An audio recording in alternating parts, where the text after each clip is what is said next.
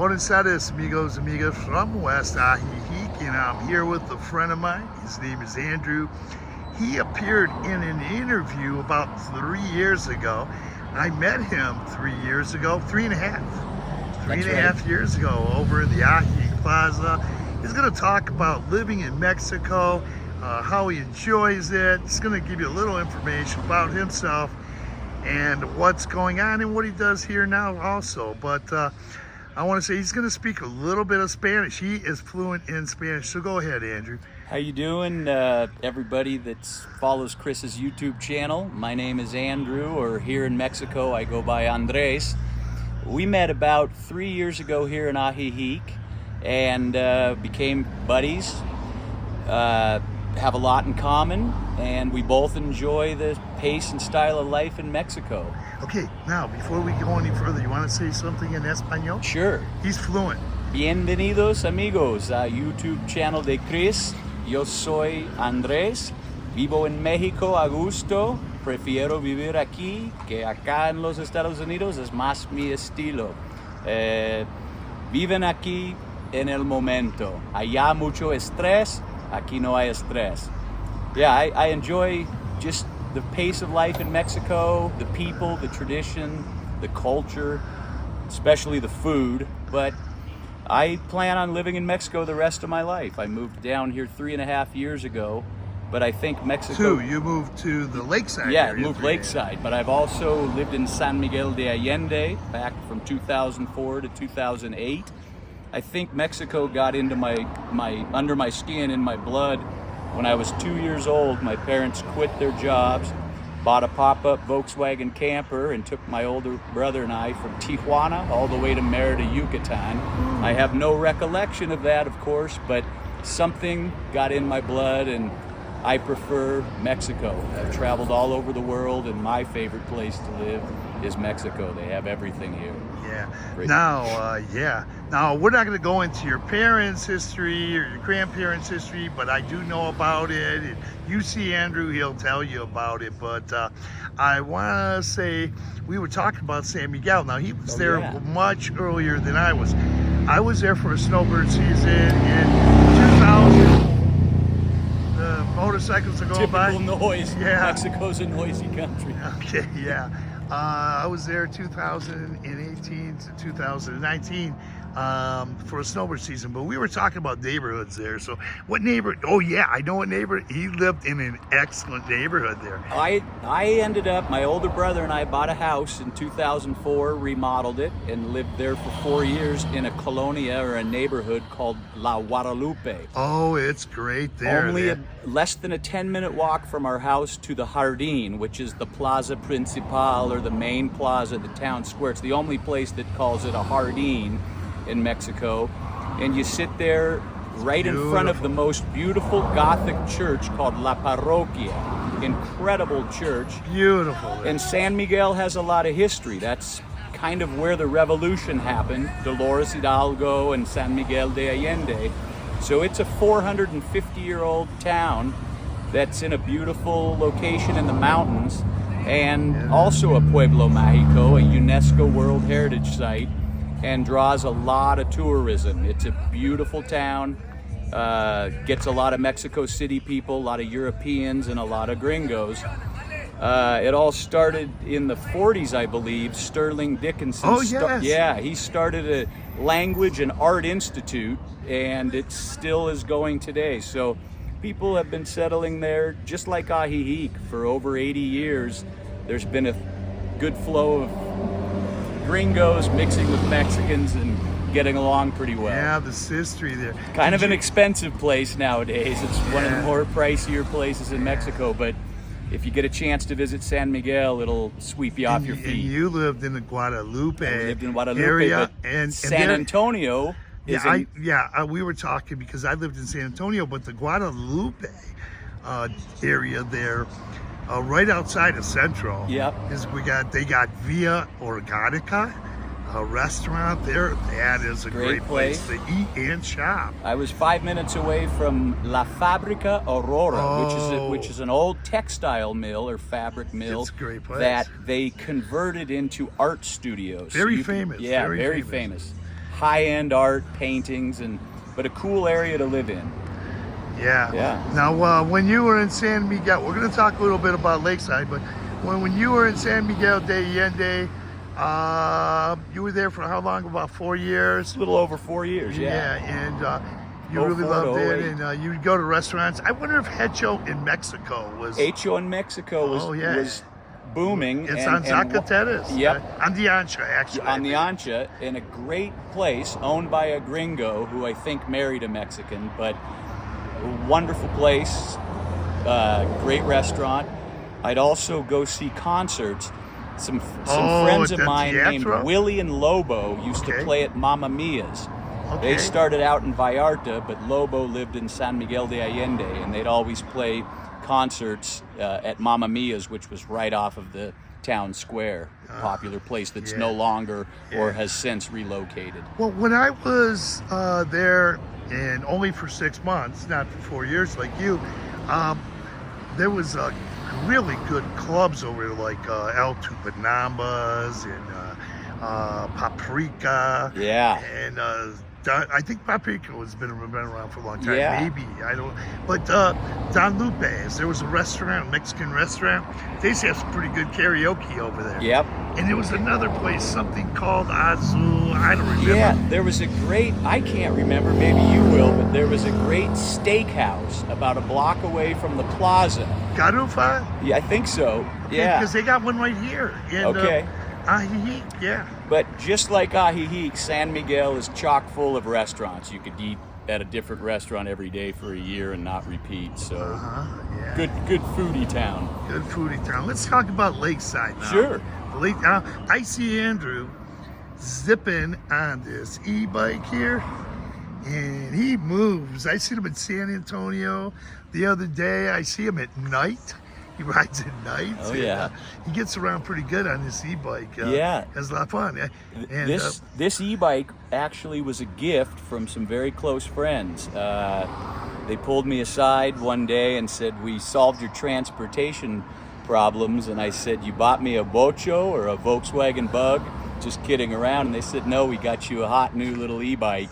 We think you'll look sexy on it." And yeah, Chris sees me zipping around because I used to... You were over by Chapala, Yeah, too. I used to walk everywhere. This is a walkable town, or take a bus. I have no problem jumping on a bus, but now it's freed me up. This has been completely, it's revolutionized my life and given me freedom to just take off and go to a different lakeside town and visit their malecon or their little pathway along the lake. So oh yeah, let's get back real quick. Yeah. We'll get back to Lake Chapala, but what about I'm sure you know the spiritual pathway. Oh yeah, going up into from down on Pila Seca in San Miguel de Allende. That's kind of a shortcut up to yes, You want to talk about that? San Miguel's high up in the mountains, and then the town sort of sits in a little valley, and you can take the Ancha and go down to Celaya,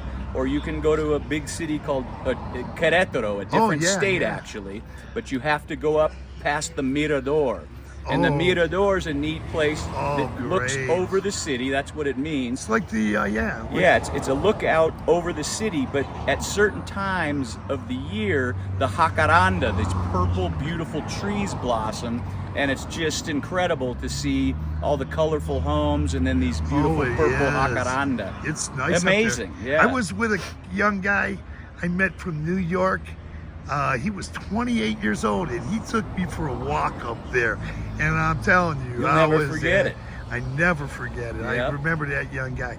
But talking about the lakeside area now, you get around pretty well, and you know a lot of people here, and you're really integrated into the Mexican communities very well. I did that quickly, and the reason for that is I started speaking Spanish because I had to in high school. You obviously take a language, and so I took Spanish. I did very well in that. I excelled in foreign language, unlike math and science. Did very well in foreign language. Then I did a study, and I kept going with my Spanish at the University of Washington. And my junior year, I studied in Sevilla, España, or Seville, and that helped quite a bit.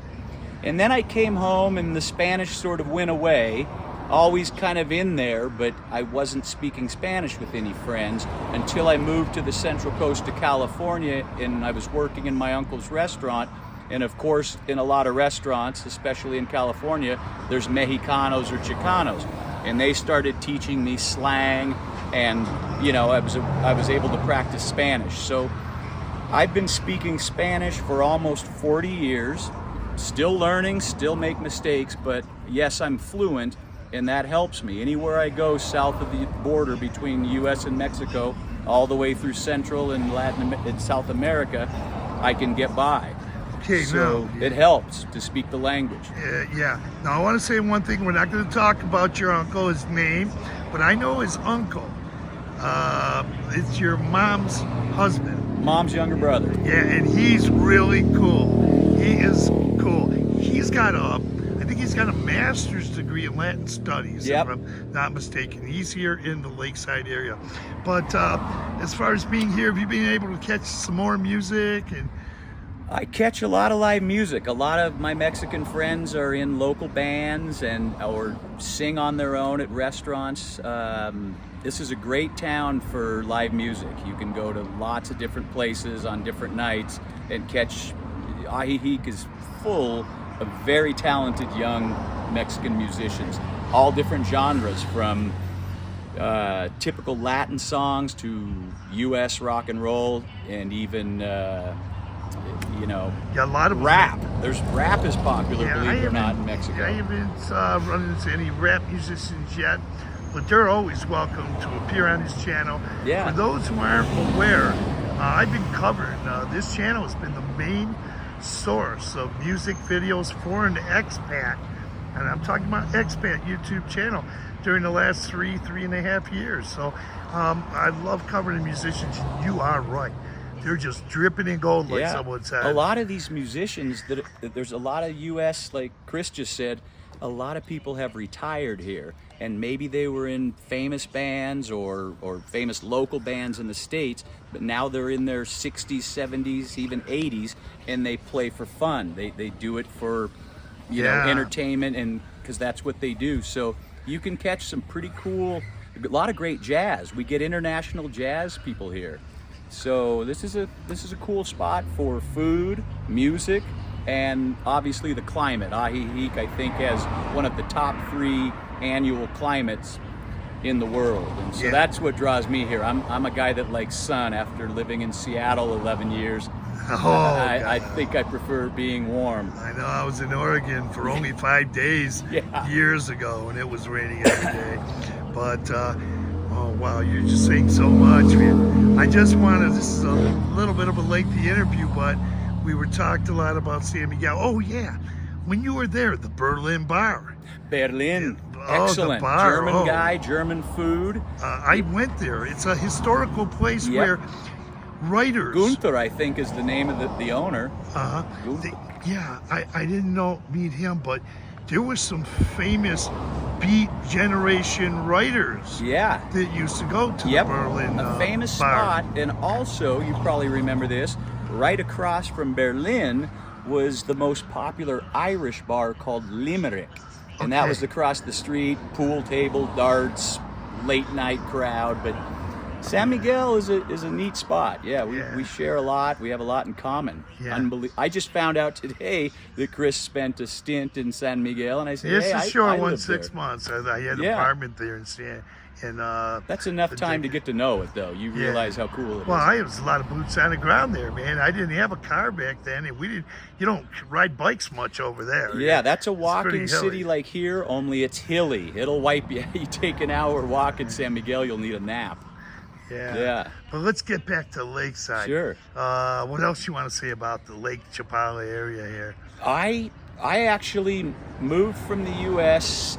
in, must have been 2021. I visited a friend in Puebla, Mexico, a big city outside, about 3 hours outside of Mexico City. Puebla is a famous town with a lot of history and great food. I lived there 6 weeks and decided to come over and visit my aunt, my mom's younger sister, who's lived here for 8 years. I fell in love with Ajijic in a weekend. and went back to Puebla, got my belongings. I've been here 3.5 years. I don't think I'll leave. It's a good home base. I want to travel more.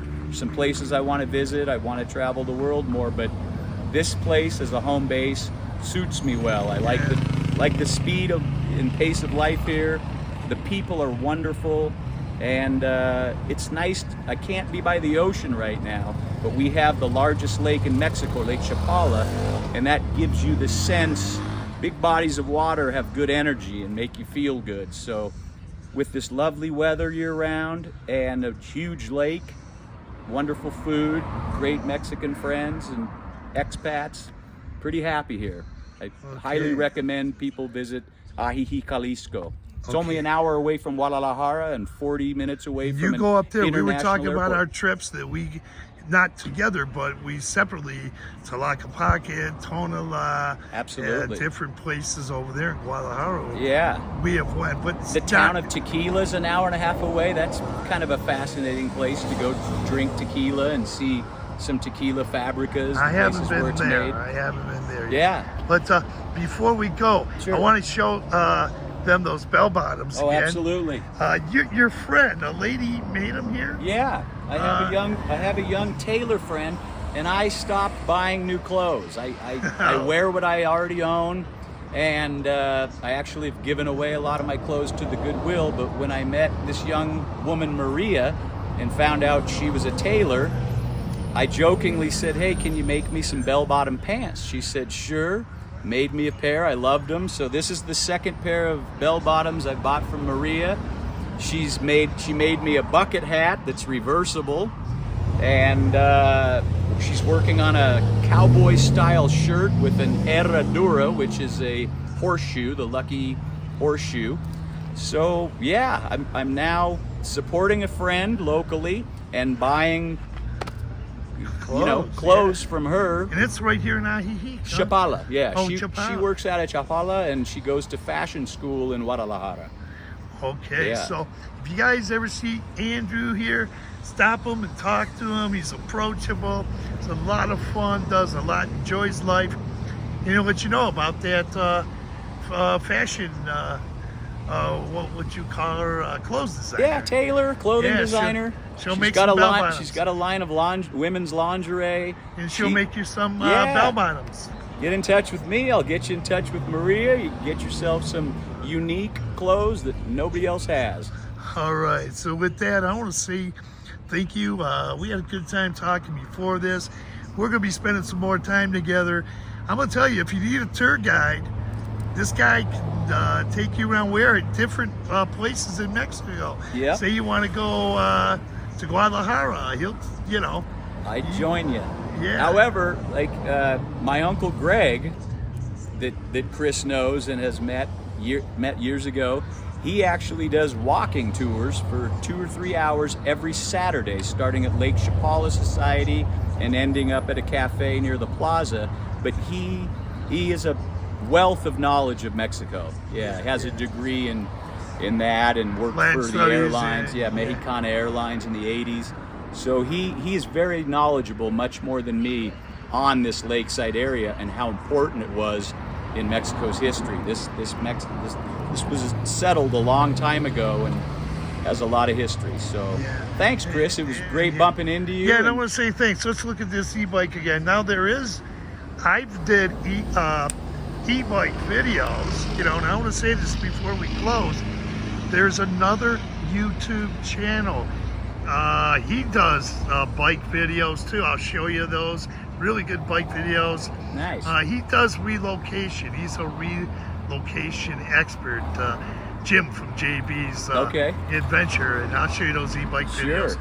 And I want to say thanks. Thanks a lot for doing this. My pleasure. And appreciate it. And I'm keep gonna up the good work. You got the best YouTube channel. Keep it up. Okay, well, thanks. Look at it some more. When you get Adios, time. todos. Okay, adios. Thanks for doing this, Andrew.